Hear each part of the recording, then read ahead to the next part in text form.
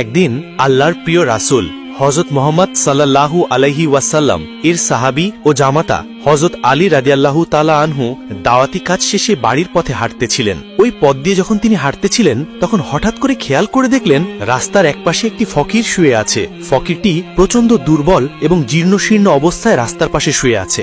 আলী রাদিয়াল্লাহু তাআলা আনহু তার কাছে গেলেন এবং তাকে সালাম দিলেন, কিন্তু সেই ফকির সালামের কোনো উত্তর দিলেন না। আলী রাদিয়াল্লাহু তাআলা আনহু অত্যন্ত অবাক হয়ে তাকে বললেন, আপনি কি জানেন না কেউ যদি সালাম প্রদান করে সেই সালামের জবাব দিতে হয়? হযরত আলীর এই কথা শোনার পর ফকির প্রচন্ড রেগে গেলেন এবং রেগে গিয়ে হযরত আলীকে বললেন, কে আপনি?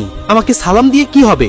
সালাম না দিয়ে যদি পারেন আমাকে একটু খাবার দিয়ে সহযোগিতা করুন। আজ 5 দিন ধরে আমি কিছুই খাই না, ক্ষুধার যন্ত্রণায় আমি জীর্ণশীর্ণ অবস্থায় এখানে পড়ে আছি। ফকিরের এই রাগান্বিত কথা শুনে হযরত আলী রাদিয়াল্লাহু তাআলা আনহুর মনেও কিছুটা রাগ চলে আসলো, কিন্তু তখনই হযরত আলী রাদিয়াল্লাহু তাআলা আনহুর মনে পড়ল কোরআনের সেই আয়াতের কথা।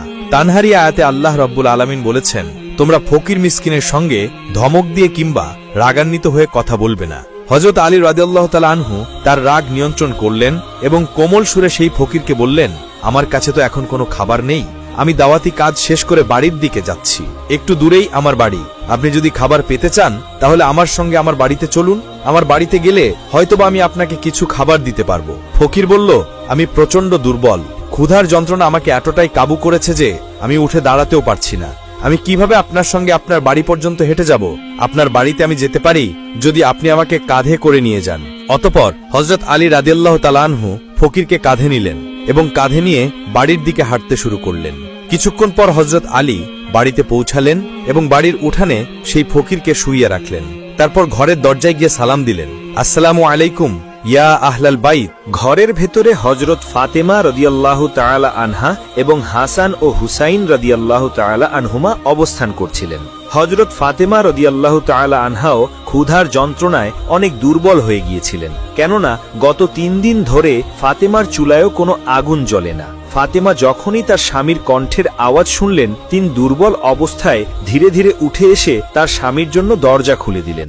হযরত আলী রাদিয়াল্লাহু তাআলা আনহু ঘরের ভিতর প্রবেশ করে দেখলেন ফাতেমা অনেক দুর্বল। ফাতেমার চোখগুলো গর্তের ভিতরে সামান্য ঢুকে গিয়েছে। ফাতেমার চোখে মুখে বিরক্তি আর ক্ষুধার ছাপ। হযরত আলী রাদিয়াল্লাহু তাআলা আনহু জিজ্ঞেস করলেন, ফাতেমা কি হয়েছে? ফাতেমা রাদিয়াল্লাহু তাআলা আনহা বললেন, আজ কয়েকদিন আগেই আপনি দাওয়াতি কাজে চলে গিয়েছেন।